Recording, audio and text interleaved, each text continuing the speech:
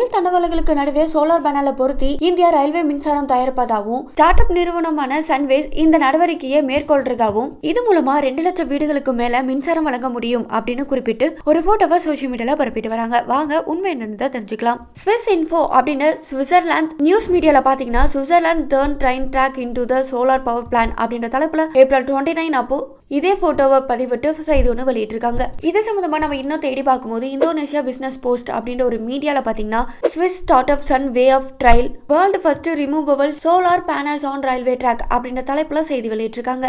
சுவிட்சர்லாந்துல இருக்க 5320 கிலோமீட்டர் ரயில் நெட்வொர்க் மூலமா வருஷத்துக்கு 1 பில்லியன் கிலோவாட் மணி நேரம் மின்சாரத்தை உற்பத்தி செய்ய முடியும் அப்படின்னு சன்வேஸ் மதிப்பிட்டதாகவும் இது மூலமா 3 லட்சம் வீடுகளுக்கு மின்சாரம் வழங்க போதுமானதாக இருக்கும் அப்படின்னு அதுல சொல்லியிருக்காங்க. சோ சுவிட்சர்லாந்துல கடந்த ஏப்ரல் மாதம் சோதனை முயற்சியை செயல்படுத்திய ரயில் பாதைகள்ல சோலார் பேனல் திட்டத்தை இந்திய ரயில்வேயின் திட்டம் குறிப்பிட்டு தவறா சிலர் பரப்பிட்டு வராங்க. நீங்களுமே தெரிஞ்சுக்க யூட்டனை சப்போர்ட் பண்ணுங்க.